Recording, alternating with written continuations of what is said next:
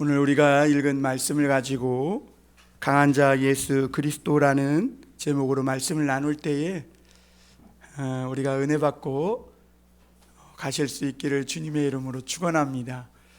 10월에 이제 마지막 날인데 우리 마음이 은혜를 많이 받아서 세상의 어떤 힘들고 어려운 그런 고난에도 승리할 수 있기를 축원합니다.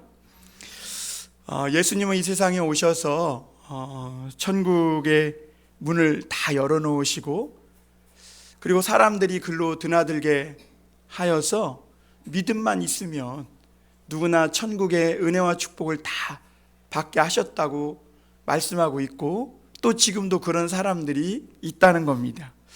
그런데 유대인들에게는 아무리 봐도 그 천국이 안 보이는 겁니다. 그 천국이 손에 잡히지도 않고 이해도 안 되는 겁니다.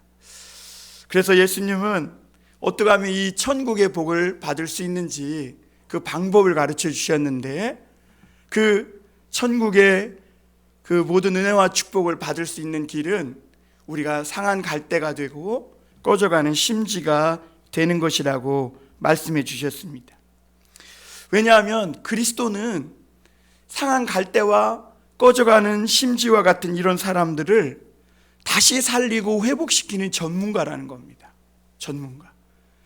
그래서 주님은 또 그런 사람들을 좋아하세요.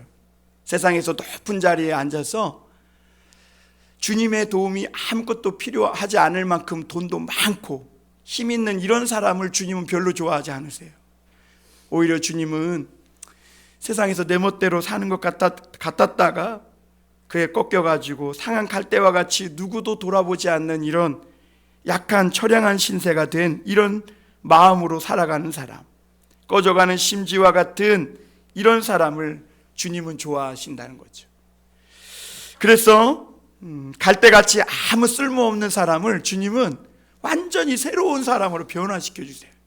그 포도나무와 무화과 나무같이 그냥 물리적 변화가 아니라 화학적 변화, 물이 포도주가 되듯이 완전히 새로운 사람으로 달고 맛있는 풍성한 열매를 맺는 인생을 살게 하시고, 또 끓음과 매연 이런 좋지 않은 것만 내뿜다 꺼져가는 심지처럼 허무한 인생을 사는 사람에게는 깨끗하고 순수한 좋은 향을 풍기는 인생이 되게 하신다는 거죠.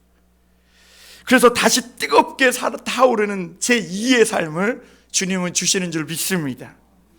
그래서 성령으로 불붙은 인생이 돼가지고 그 전까지는 막 눈만 맺게 하고 다른 사람들 심장에 막 검은 그름이나 끼게 하는 이런 사람, 이런 인생으로 살았다면 성령의 불을 받은 두 번째 인생을 사는 사람이 돼서 주변 구석구석을 환히 밝히고 차가워진 세상을 다시 따뜻하게 데피는 그런 성령의 사람으로 주님은 바꿔주시는 줄 믿습니다.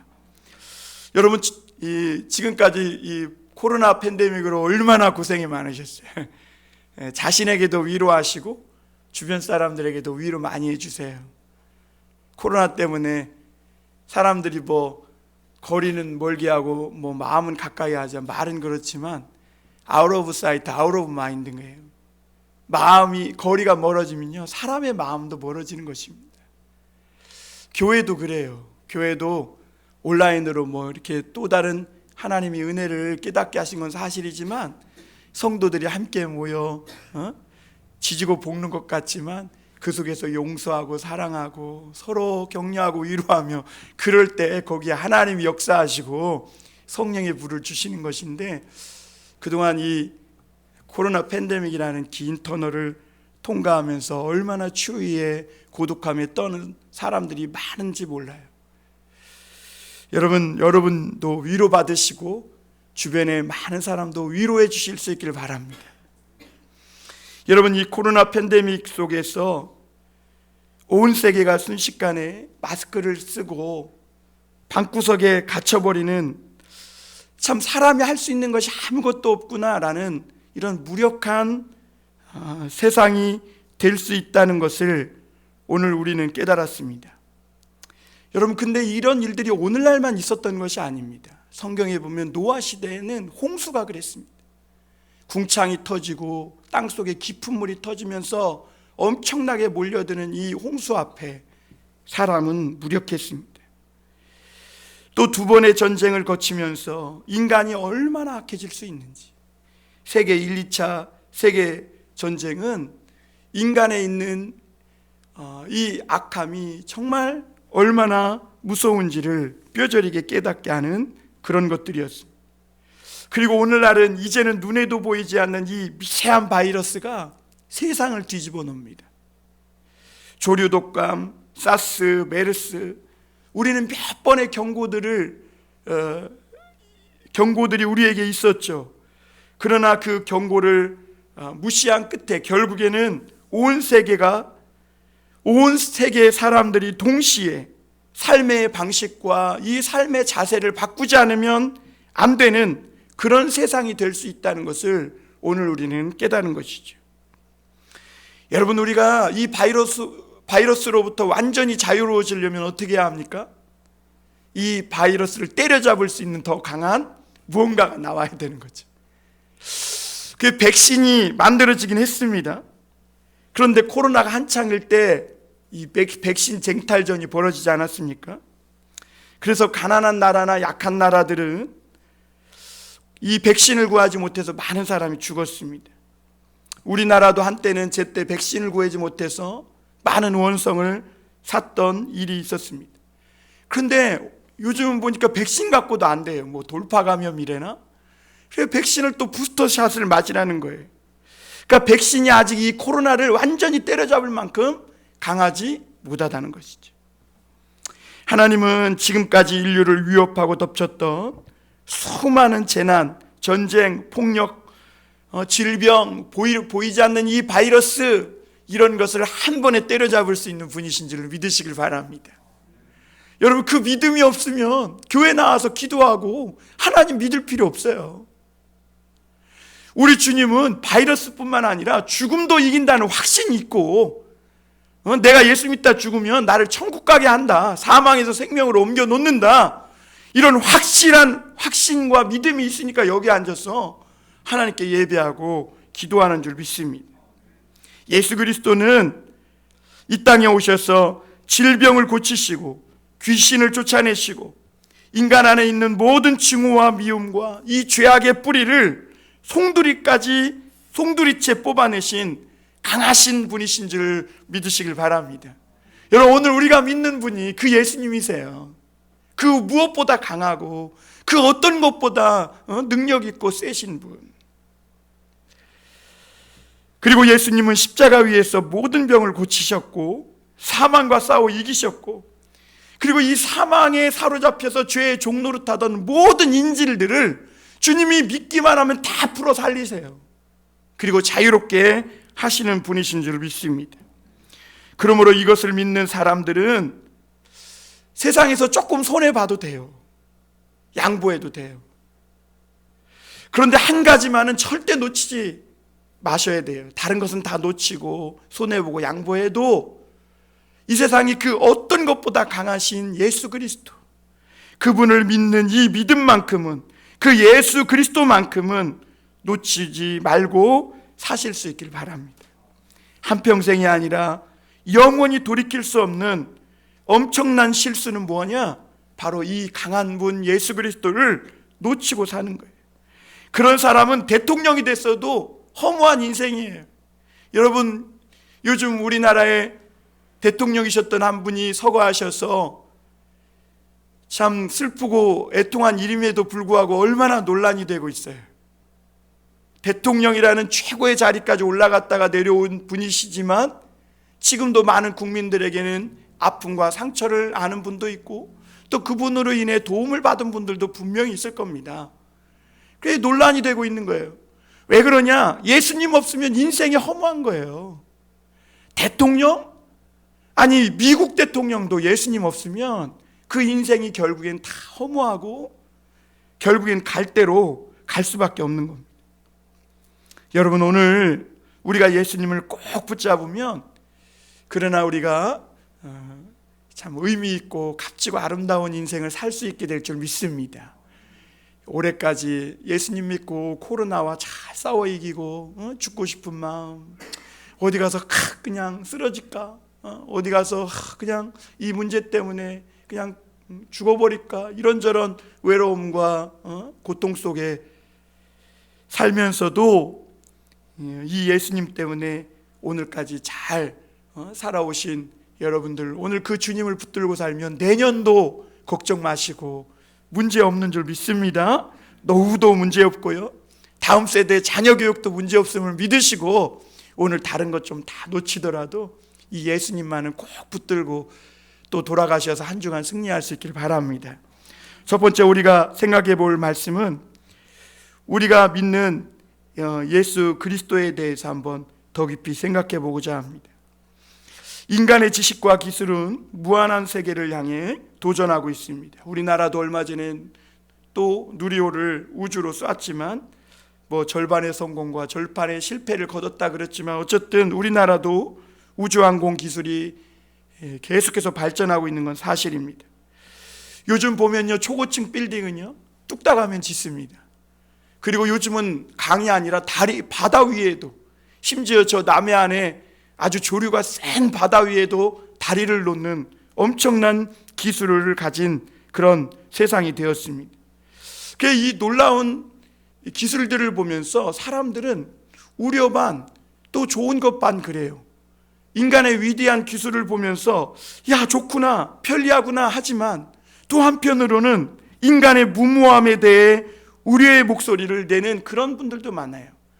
그래서 멋진 신세계라는 올더스 헉슬리의 그 책을 보면, 인간이 만들어 놓은 이 인류의 문명과 기술이 얼마나 인간을 도리어 얽매게 하고 죽이는 그런 반대의 그런 역설이 되는지를 아주 생생하게 보여주는 책이 있습니다. 왜냐하면 사람의 힘으로 통제되지 않는 기술과 무기 뿐만 아니라 인간의 내면에 있는 그 무엇이 있기 때문에 그래요. 그런데 인간이, 여러분, 아무리 악해지고 인간의 힘으로 통제되지 않는 일들을 벌려놓고 저질러 놓아도, 그래도 그 인간의 모든 사람들의 죄악을 다 모은다 해도, 인간이 저질러 놓은 모든 악한 일을 다 모은다 해도 이길 수 없는 분이 있다는 거예요. 그게 바로 예수님이라는 것입니다. 바로 하나님의 은혜라는 것입니다. 그래서 하나님은요, 우리 인간이 죄악으로 저질러는 어떤 일도 십자가의 은혜로 구속하시고 용서하시고, 예수님을 믿을 때 주 안에서 변화되어 새로운 인생을 살게 하신 강한 자 예수 그리스도이신 줄 믿습니다. 왜 그러냐? 이 모든 것을 다 주님이 설계하고 주님이 만든 거예요. 여러분, 우리도 주님이 설계하고 주님이 만들었어요. 그런데 우리가 죄를 범해서 우리 마음이 고장났어요. 심장이 고장났어요. 이것을 누가 고칠 수 있을까요? 주님이 고칠 수 있는 거예요. 왜? 주님이 설계자이기 때문에. 그래서 오늘도 내 마음에 누구를 향한 응어리진 마음이 있고 막 응어리진 미움과 징후가 있어도 그걸 누가 고칠 수 있어요? 내 힘으로는 안 돼요. 그러나 누가 고쳐요? 주님이 고쳐요. 왜? 예수님이 나의 설계자고 나의 창조주이시기 때문에. 그래서 시편 24편 7절 8절에 보면 이런 말씀이 있습니다. 문들아 머리 들지어다, 영원한 문들아 들릴지어다, 영광의 왕이 들어가시리로다. 영광의 왕이 누구시냐? 강하고 능한 여호와시요 전쟁에 능한 여호와시로다. 여러분, 우리가 믿는 이 예수님이 누구냐? 영광의 왕이라는 거예요. 전쟁에 능한 분이라는 거예요. 여러분, 우리가 다른 사람하고 싸우는 것만 그게 전쟁입니까? 진짜 전쟁은 이미 내 뼛속까지 들어와 있는 죄와의 싸움인 거예요.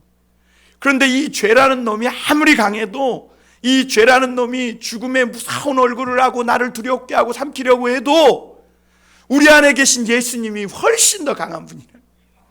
그분이 들어가면 사망의 문이 그냥 부서져 버린다는 거예요.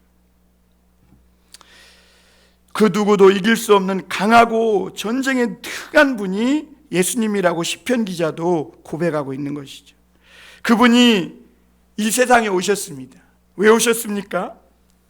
사탄의 권세에 잡혀서 일평생 죄의 노예로 살다가는 이런 사람들을 해방시켜서 하나님을 예배하고 하나님을 의지하고 그렇게 허무한 인생을 아름다운 열매 맺는 삶으로 살게 하시기 위해서 예수님이 우리에게 오신 줄 믿습니다. 예수님은 오늘도 이 세상에 오셔서 한 영혼 한 영혼을 찾아가 하나님의 사랑을 그에게 나타내 보여주세요. 그리고 우리 인생의 문제를 해결해 주시고 또 병으로 고생하는 사람들은 병을 고쳐주시기도 하시고 마음에 응어리가 맺혀서 탁탁하게 굳어있는 사람들의 그 마음을 풀어주셔서 결국은 예수님 앞에 굴복하고 주님을 믿게 하시는 분이신 줄 믿습니다. 그래서 우리가 예수님을 믿기만 한다면 예수님은 오늘 우리의 모든 것을 책임져 줄 수 있어요. 오늘도 말씀을 들으면서 예수님께 대한 믿음이 넘치는 그런 시간 되길 바랍니다. 예수님께서 오늘 유대인들과 말씀을 주고받으십니다. 그것은 안식일의 논쟁에 관한 말이었습니다. 그런데 그때 이 바리새인들은 예수님의 말씀을 듣고도 마음을 겸손히 겸비하게 하지 않아요. 그리고 오히려 예수님을 시험에 빠뜨리고 예수님이 어떤 분인가, 당신이 어디까지 할 수 있는가, 이걸 시험해 보려고 합니다. 그래서 오늘 귀신 들리고 눈 멀고 말도 못하는 완전히 인생이 구렁텅이에 빠진 사람을 예수님 앞에 탁 데려다 놓는 거예요. 그게 무슨 말이에요? 그래? 네가 그렇게 잘났냐? 너 어디까지 하는지 한번 보자. 바리새인들이 지금 예수님께 도전을 하고 있는 거죠. 22절에 보면 이렇게 말씀합니다. 우리 22절 다시 한번 볼까요? 그때에 그랬어요. 그때는 언제예요? 예수님과 유대인들이, 바리새인들이 이 안식일에 병을 고치고 제자들이 밀 이삭을 먹었다고 해가지고 그것 때문에 막 논쟁을 벌일 때, 그때 주님이 이런저런 하나님의 말씀으로 말씀해 주시는 그때를 말합니다. 그때 귀신 들려 눈 멀고 말 못하는 사람을 데리고 왔거늘 예수께서 고쳐주심에 그 말 못하는 사람이 말하며 보게 된지라. 할렐루야. 여러분, 이런 말씀 읽을 때 우리도 마음이 좋아져야 돼요. 다른 사람이 인생이 엉망이 됐다가 예수님 믿고 모든 문제가 해결되고 온전케 되었다는데 이런 말씀 읽고 시기심 느끼고 그러면 안 됩니다. 이런 말씀 읽을 때 우리 마음도 아멘, 내게도 이런 역사가 있게 해 주옵소서, 이렇게 고백할 수 있어야 될 줄 믿습니다. 그런데 여러분, 우리는 이런 광경을 되게 글자로만, 평면적으로만, 눈으로만 보다 보니까 생생함을 못 느껴요. 그런데 여러분, 당시 그 예수님 앞에 있던 많은 사람들과 바리새인들은 아마 예수님이 귀신 들려서 말도 못하고 귀도 못 듣는 이런 보지도 못하는 이런 사람을 고치시고 온전하게 회복시키는 것을 보면서 참 아주 생생한 그런 광경을 목격했을 겁니다. 여러분, 한번 생각해 보세요. 귀신 들려서 막 발작합니다. 여기에 누가 귀신 들려서 와서 발작한다고 생각해 보세요. 말씀도 안 듣고 다 눈이 그 사람에게 가지 않겠습니까?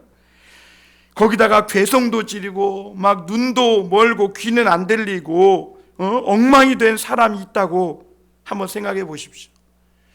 그런데 바리새인들은요, 이런 사람을 조차도 예수님 앞에 데리고 와서 예수님을 시험하려고 하는 거예요.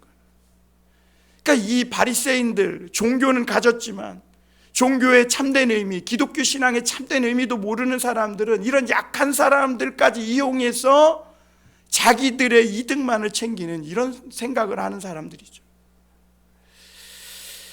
약한 사람까지 이용해서 자기의 기득권만 생각하는. 그런데 예수님은요, 그 내막을 다 아세요. 그 인간의 죄악된 마음도 다 아세요.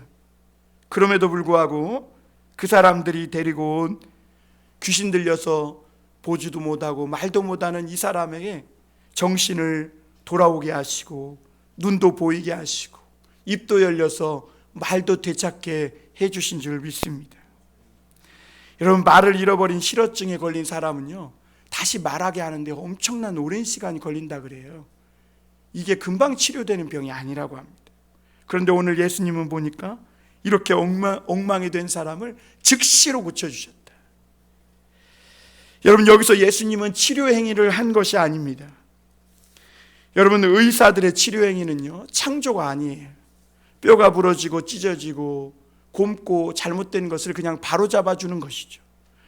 만약에 의사가 행하는 이 행위가 치료 행위가 아니라 창조 행위라면 뼈 부러진 데 몇 달이 걸리면 안 되죠. 그렇죠? 그런데 의사의 치료 행위는 뼈 하나만 부러져도 몇 달이 걸려요. 어디 찢어져도 그거 꿰매고 온전케 되는데도 몇 달이 걸리는 것입니다. 그런데 예수님은 바로 그 자리에서 귀신 들린 자의 정신을 돌아오게 하시고 보게 하고 말하게 하셨습니다. 그러니까 이것은 예수님이 치료 행위를 한 게 아니라 그 사람을 완전히 새롭게 재창조해 주신 줄 믿습니다. 새 것이 되게 하신 거예요. 새 것. 여러분, 저와 여러분도 오늘 주님 안에서 새 것이 될 수 있길 바랍니다. 어제와 또 다른 나. 그래서 그에게 새로운 정신도 주시고 못 보던 그의 눈에 새로운 시각도 불어넣어 주시고 새로운 언어의 능력도 주신 것입니다. 사람들은 예수님이 그렇게 행하는 것을 보고 이렇게 고백합니다. 23절 한번 보겠습니다. 무리가 다 놀라 이르되 이는 다윗의 자손이 아니냐. 예수님의 형색을 보니까 너무 허름해. 너무 못생겼어. 풍채도 없고 고운 모양도 없어요. 그러니까 저 사람은 분명히 외모로 볼 때는 저 갈릴리 총구석에 그냥 평범한 사람 같은데 그가 행하시는 능력을 보니까 이는 다윗의 자손이 아니냐. 여기서 다윗의 자손은 메시아를 말하는 것입니다. 사람의 능력으로는 고칠 수도 없고 혹 고친다고 해도 오랜 시간이 필요한 것들을 주님은 즉시 고치는 것을 보고 야, 이거는 사람의 능력이 아니야. 이거는 하나님의 능력이 아니고는 행할 수 없어. 그러면서 사람들은 이 예수님을 메시아라고 생각한 거예요. 그런데 바리새인들은요, 이 똑같은 모습을 보고 생각이 달라요. 마음이 달라요. 시기심이 꽉 차 있는 겁니다. 왜냐하면 바리새인들은 지금 유대 사회의 중심이 자기들이고 주도권을 자기가 쥐고 있는 거예요. 그런데 갈릴리 총구석에서 온 이 예수라는 이 아직 젊은 사람에게 능력이 나타나고 사람들이 막 그를 메시아라고까지 하니까 시기심이 발동된 것입니다. 그리고 나서 바리새인들은 이 예수님을 굉장히 모욕적인 말로 비난합니다. 24절 한번 보겠습니다. 바리새인들은 듣고 이르되 이가 귀신의 왕 바알세불을 힘입지 않고는 귀신을 쫓아내지 못하느니라 하거늘, 이렇게 말합니다. 그러니까 바리새인들은요, 자기의 주도권을 빼앗기기를 원치 않는 거예요. 그런데 사람들이 점점 예수님이 행하는 일을 보고 야, 저분은 메시아인 것 같아. 다윗의 자손인 것 같아. 그러니 우리도 예수님을 믿어야 할 것 같아 라고 마음이 그에게로 기울어지니까 바리새인들이 뭐라고 얘기합니까? 야, 그건 잘못된 생각이야. 저 사람은 지금 하나님의 성령을 힘입어 귀신을 쫓아내는 게 아니라 바알세불, 곧 왕의 귀신의 왕을 힘입어 작은 귀신을 쫓아내는 거야. 막 이렇게 사람들의 마음을 다시 혼동시킵니다. 여러분, 그 당시에 가장 모욕적인 욕이 바알세불이라는 거예요. 사실 우리나라에도 뭐 강단에서 이런 말을 하면 안 되지만 정말 우리가 생각지 못하지만 정말 우리가 자주 사람들이 쓰고 있는 용어 중에 심각한 욕이 있는데 그것이 뭐냐면 지랄이라는 거예요. 지랄. 이 지랄이라는 것은요, 이 연병에 걸려가지고 오늘 여기 귀신 들린 자처럼 말도 못하고 보지도 못하고 막 괴성을 지르고 이런 현상을 지랄이라 그런 거거든요. 근데 오늘 바리새인들이 예수님에게 한 말은, 욕은 정말 그것과는 비교할 수도 없는 심각한 욕이에요. 이 말을 풀어 설명하면 예수 저자는 아주 수준 떨어지는 갈릴리 출신이고 귀신과 결탁해가지고 작은 귀신을 쫓아내면서 사람들의 마음을 유혹하는 엉터리 선지자고 형편없고 아주 나쁜 상종할 수 없는 인간이야 라는 말이 바알세불이야 라는 말이에요. 여러분, 그러니까 사람들이 그 말을 듣고 어떻게 할까요? 동요하는 것입니다. 그래서 여러분, 말은 사람을 흥하게도 하고 망하기도 하는 거예요. 그래서 오늘 12절, 우리가 12장 읽은 마지막 37절에 보면 내 말로 사람이 의롭다함을 받기도 하고 내 말로 정죄함을 받기도 한다. 이런 말씀을 주님이 하신 것이죠. 두 번째로 우리가 생각해 볼 것은 하나님 나라가 임하는 삶이란 어떤 삶이냐 하는 것이죠. 여러분, 예수님이 오셔서 병 고쳐주고 해결할 수 없는 문제, 인생의 문제를 해결해 주니까 여러분, 얼마나 정말 좋은 일입니까? 오늘도 우리에게 그런 역사가 있기를 바라고 사모합니다. 할렐루야. 그런데 사람들은 예수님이 그렇게 행하는데도 예수님을 바알세불이라고 비난해. 그리고 그 말에 사람들의 마음은 흔들리고 있어요. 그때 예수님이 이렇게 답변합니다. 25절 26절입니다. 예수께서 그들의 생각을 아시고 이르시되 스스로 분쟁하는 나라마다 황폐해질 것이요 스스로 분쟁하는 동네나 집마다 서지 못하리라. 만일 사탄이 사탄을 쫓아내면 스스로 분쟁하는 것이니 그리하고야 어떻게 그의 나라가 서겠느냐.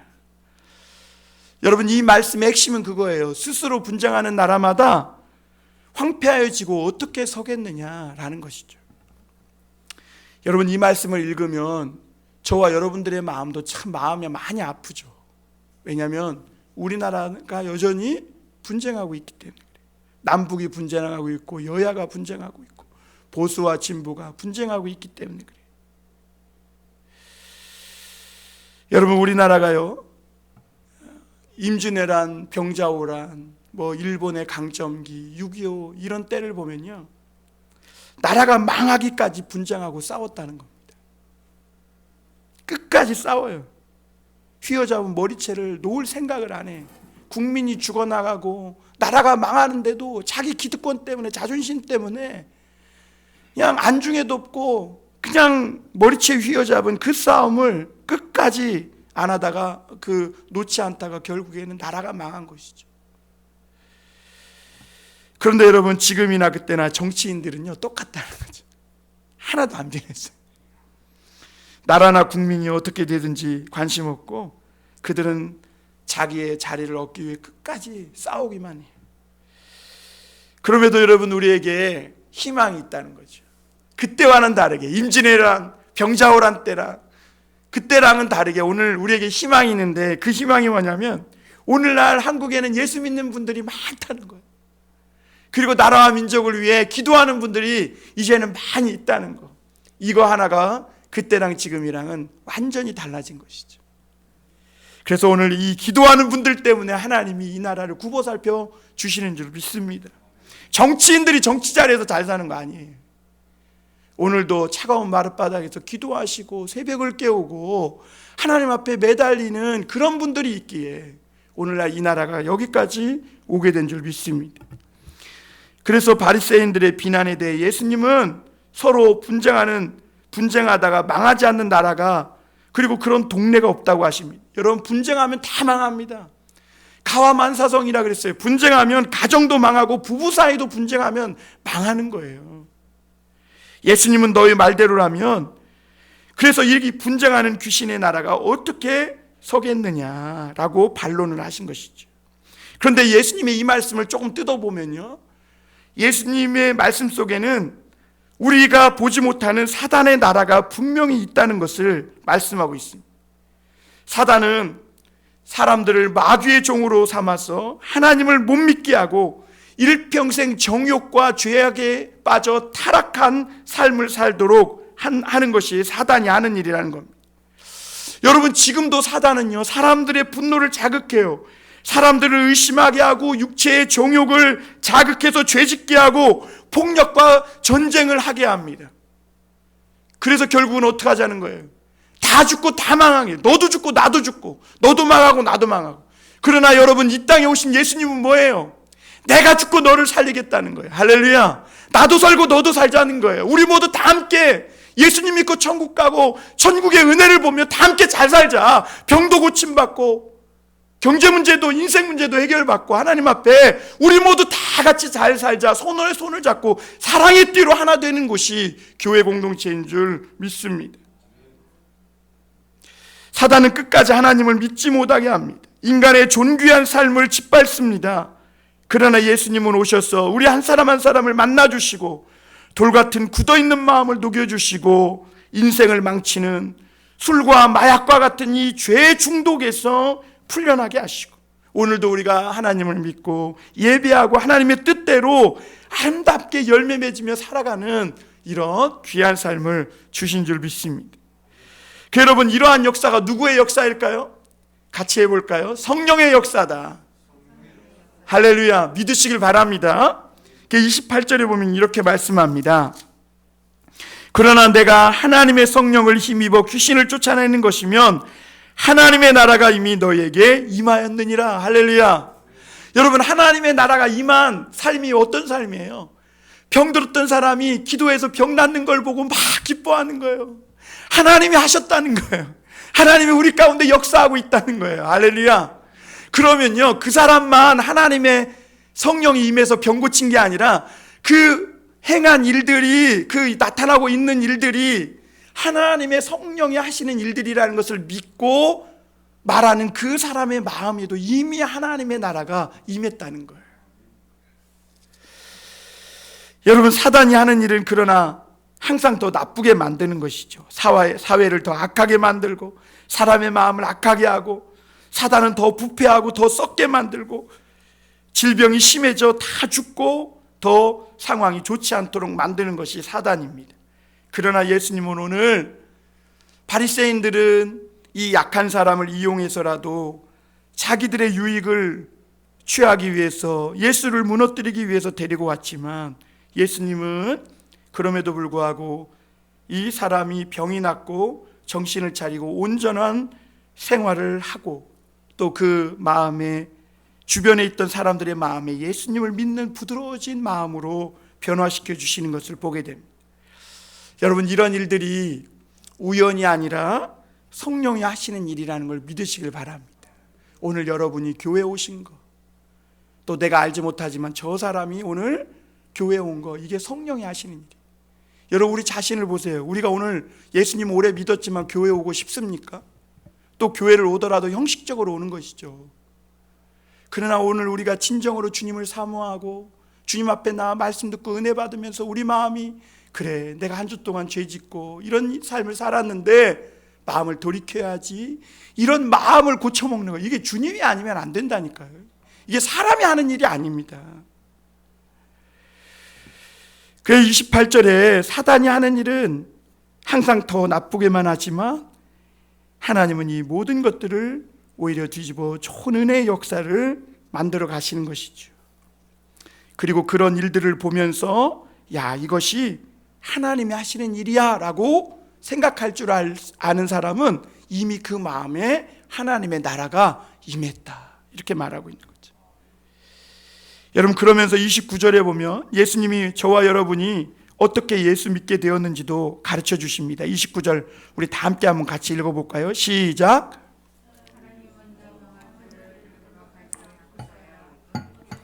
그 강한 자의 집에 들어가 그 세간을 강탈하겠느냐? 결박한 후에 그 집을 강탈하리라. 여러분, 사단은 지금도 세상의 모든 문화, 지식, 심지어 하나님이 만든 사람까지도 다 자기 것이라고 생각합니다. 사단은 강합니다. 그런데 누가 이 사단의 손에서 도로 정말 귀한 영혼들을 되찾아 빼앗을 수 있습니까? 사단보다 더 강한 자가 나타나야 하는 것이죠. 그런데 예수님이 사단보다 더 강한 분으로 오셨다는 거예요. 그래가지고 사단의 지멋대로 막 세상을 휘젓던 이 사단의 팔을 뒤로 꺾어가지고 사단의 팔에 그냥 쇠고랑을 탁 채우고, 그리고 나서 이 사단을 저 어두운 무저갱으로 던져 넣으신 분이 우리 하나님이시고, 그리고 오늘 사단의 노예가 되어 있던 우리를 되찾아 하나님의 자녀가 되게 하셨다, 오늘 깨닫게 해주고 계신 것이죠. 예수님은 누구십니까? 이렇게 억세고 질기듯 질긴 이 사단의 뺨을 치시고 그 일을 꺾으시고 사단의 강한 팔을 꺾고 그 수중에서 우리를 살려내신 더 강한 분이심을 믿으시길 바랍니다. 그래서 로마서 8장 38절의 이후에 보면 그러나 이 모든 일에 우리를 사랑하시는 이로 말미암아 우리가 넉넉히 이기느니라. 내가 확신하노니 사망이나 생명이나 천사들이나 권세자들이나 현재일이나 장래일이나 능력이나 높음이나 기쁨이나 다른 어떤 피조물이라도 우리를 우리 주 예수 그리스도 안에 있는 하나님의 사랑 안에서 끊을 수 없으리라.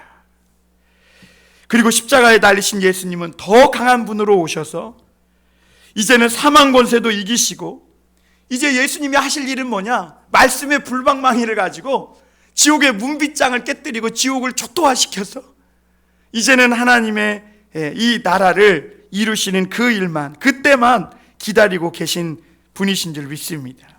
마지막으로 우리가 잠깐 한 가지 더 생각해 볼 것은, 그럼 그 예수 그리스도 복음에 대해 우리가 어떻게 반응해야 되겠냐 하는 거죠. 예수님은 분명히 오늘 말씀을 통해서도 이 복음에 대해 반응이 중요하다고 하십니다. 예수님의 말씀과 행하는 일을 보고 어떤 사람은 이것을 하나님의 능력이고 성령이 하시는 일이라고 믿는 사람이 있는가 하면, 어떤 사람은 그 똑같은 일을 보고도 야, 저건 바알세불을 힘입어 하는 일이야 라고 비난하고 중상모략하는 그런 사람도 있었다는 겁니다. 왜 그러냐? 그 바리새인들 안에 고집과 이 시기심 때문에, 예수님과 이 주도권 싸움 때문에 복음을 끝까지 거부하는 사람들이 있다는 거죠. 여러분, 오늘날도 예수 믿지 않는 사람들이 왜 그래요? 자기 안에 있는 이 자존심, 끝까지 자기는 자기 힘으로 살아보겠다는 거예요. 그래서 예수님을 끝까지 거부합니다. 오늘 30절에 보면 나와 함께 하지 아니하는 자는 나를 반대하는 자요, 나와 함께 모이지 아니하는 자는 해치는 자니라, 이렇게 말씀합니다. 하나님의 말씀이 선포되고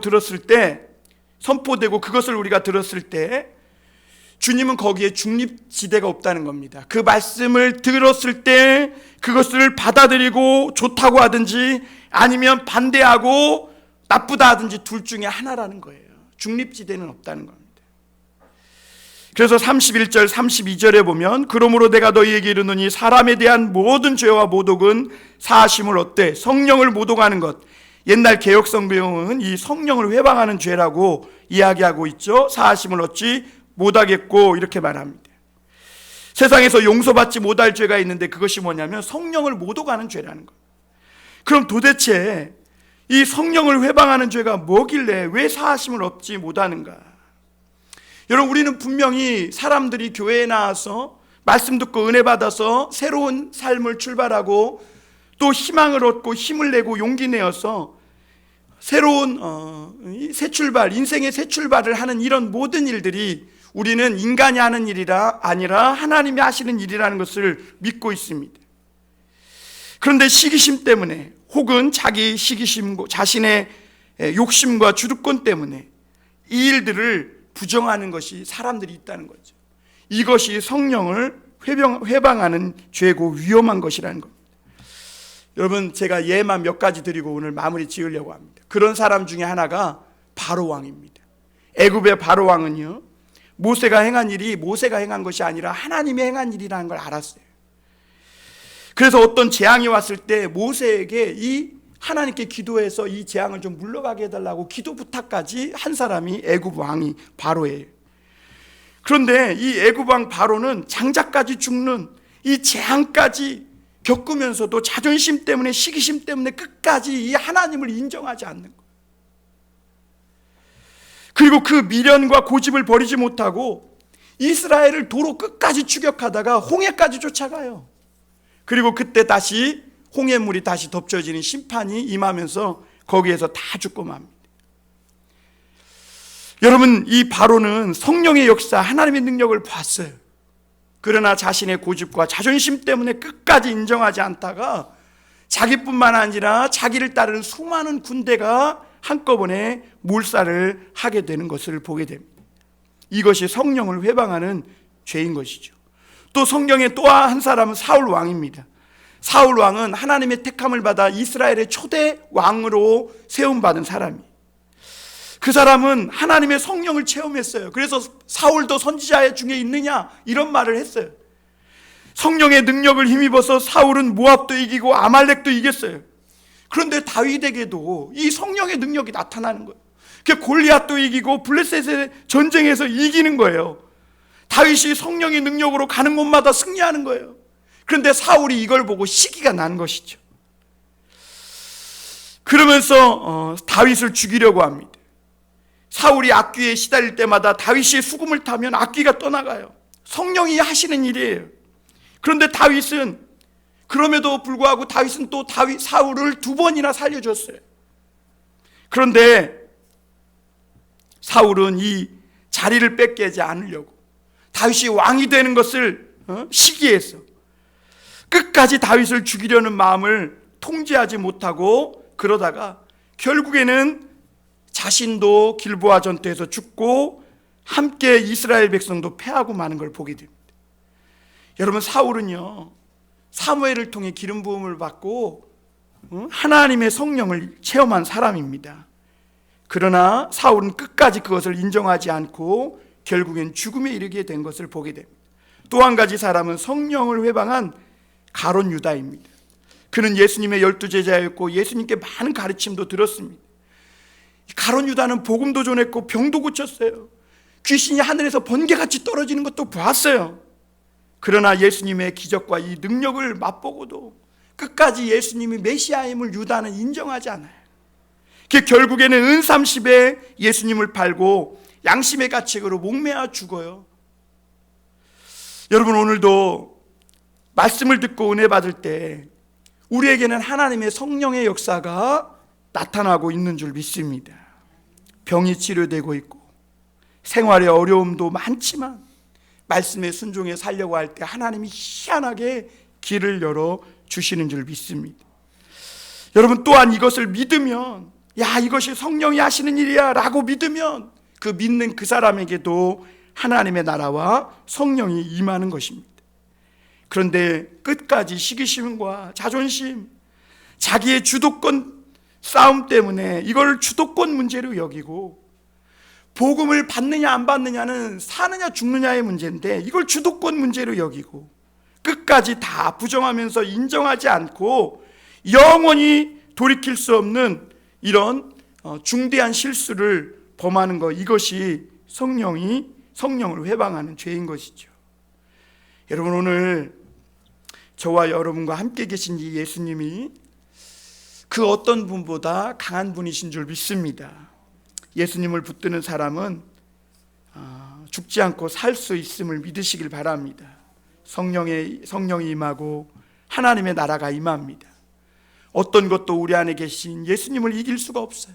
그 예수님 앞에 우리 자존심 고집만 내려놓으면 주님은 이 땅에 어떤 장애물과 걸림돌도 또 사단의 쉴 새 없는 공격에도 결코 우리를 빼앗기지 않는 강한 분 예수 그리스도 우리 주이심을 믿으시길 바랍니다. 예수님을 믿을 때 주님은 우리 몸과 우리 마음과 우리 가정과 우리의 인생 전체를 완전히 새롭게 재창조해 주실 줄 믿습니다. 기도하겠습니다.